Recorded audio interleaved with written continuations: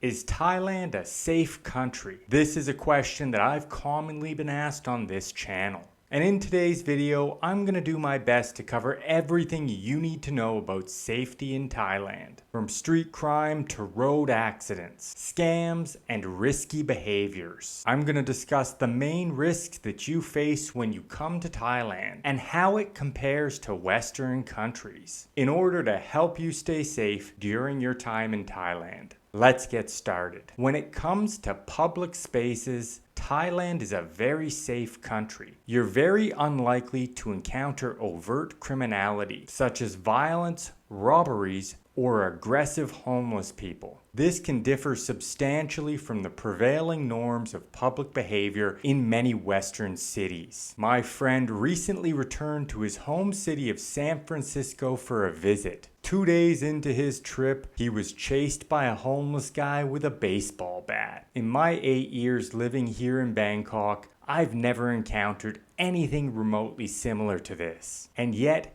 it can be very commonplace in Western cities. Thailand doesn't have a street gang culture. Back in Toronto or most Western cities, we tend to have a lot of street gangs and a much higher level of general criminal behavior amongst young people. And you simply don't find much of that type of behavior on public display here. I've never actually felt uncomfortable walking around anywhere in Thailand. But don't get me wrong, this doesn't mean that there isn't any crime. There definitely is. You can tune into Thai news and find stories about crime on any given day. But public spaces generally have much lower levels of criminal activity than you might be accustomed to in Western cities. And much of this does come down to a difference of behavior amongst the young people. However, where Thailand can be less safe is on the roads. With a road death rate of 32 per 100,000 people per year, Thailand has some of the most dangerous roads in the world. And this is largely due to a combination of a lot of scooters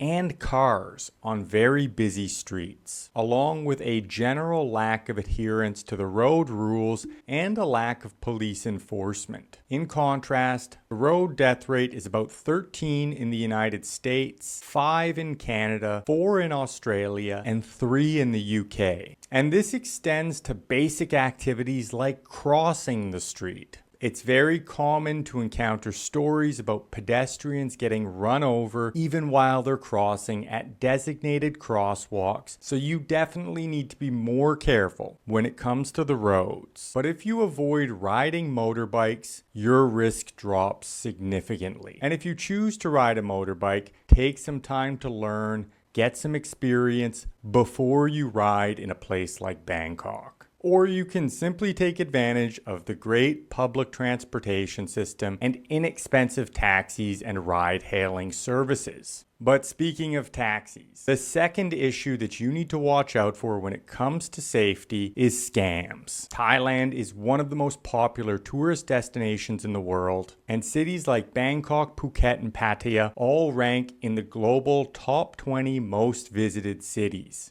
And with all that tourism, you have a lot of scams in the popular tourist areas. Cities like Bangkok attract scammers from around the world. So you'll find scams that are operated by a wide range of different nationalities. I have a lengthy video that covers 34 scams that you might encounter. I recommend that you check that out before you come to Thailand. But it's very easy to avoid scams by following 2 simple rules. First, never trust a taxi or tuk-tuk driver. Both are notorious for operating scams, and it makes sense. They interact with a lot of tourists. Be wary of the taxi and tuk-tuk drivers, or better yet, download the ride-hailing apps Bolt and Grab and avoid them altogether. And second, never trust a friendly stranger who approaches you in a tourist area. It's best to just ignore them altogether and keep on walking. And keep in mind that once you get out of those popular tourist areas,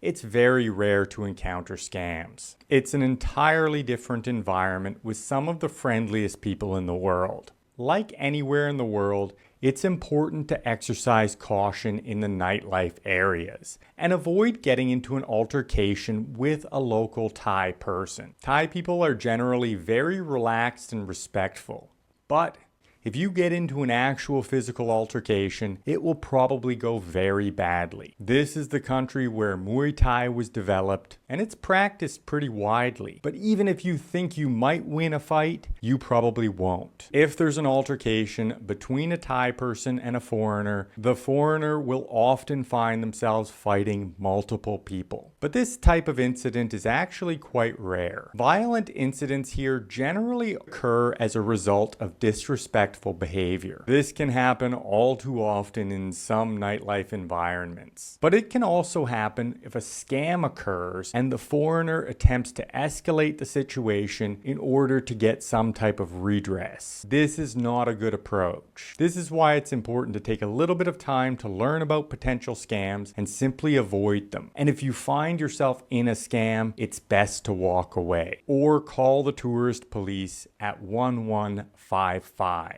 They'll be very familiar with any scams that you encounter. And if you find yourself in a negative situation that's escalating, whether it's in a nightlife environment or related to some type of scam, you can normally easily end it with a Y. This is a display of respect by putting your hands together in front of you. The truth is that it's actually much easier to avoid confrontations here than in most Western countries, as there's a code of behavior that's based on respect. This is the concept of face, and it underpins much of Thai society. Saving face means to avoid disgrace or embarrassment, and this is why de-escalating a conflict is actually very straightforward. A Y or an apology means that respect is given, face is given. Once that apology is offered, refusing it would be a loss of face and communal harmony. Arguing or yelling in public is something that you should strongly avoid. The reality is that you could be absolutely justifiably upset about something. Maybe somebody has given you the wrong bill or the wrong change, or you have another valid complaint. As soon as you get upset and start yelling, you lose face.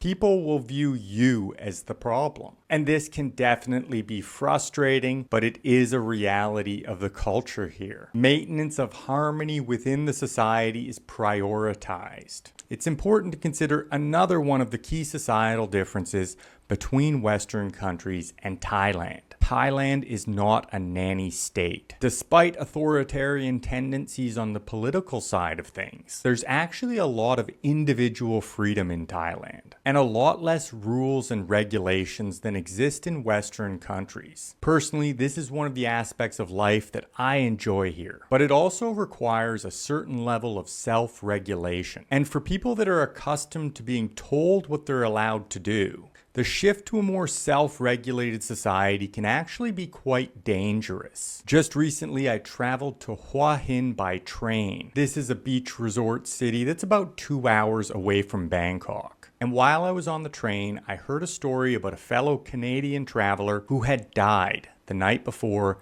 after falling off of the back of a train. He had snuck outside in between the carriage cars to smoke a cigarette, where a concrete pillar had hit his leg, knocking him off the train. And unfortunately, tragedies like this are not uncommon amongst newcomers to Thailand. I recall another incident back in 2017 when I attended a full moon party on Koh Phangan, where another Canadian drowned when she went for a swim at night and was swept away by a current. These are truly tragic stories, and it's important to exercise caution when you come to Thailand. Just because you can do something, it doesn't mean you should. I recall another incident more recently when I rented a motorbike. There was a young fellow in front of me who had just rented a bike, and immediately after starting the bike, he jerked from side to side and flipped straight over the front bars. Fortunately, he survived, but he was injured. He clearly wasn't experienced using a motorbike and probably lacked a license. But it's very easy to rent a bike regardless of your experience or licensing here in Thailand. even if your insurance won't cover you if you lack the license. I could go on with a lengthy list of stories like this. The point is that if you're accustomed to more strict regulations within a nanny state, Thailand will feel like a very free place. I remember my early days here, and it was definitely a wild ride. I think there's often a trajectory for people when they first arrive and embrace all the adventure and total freedom. And then over time, the brain adapts to a certain normalcy and a recognition that all this freedom can also enable very bad decision making and that you need to self-regulate. So my advice for any newcomers is to exercise caution, especially in the early days.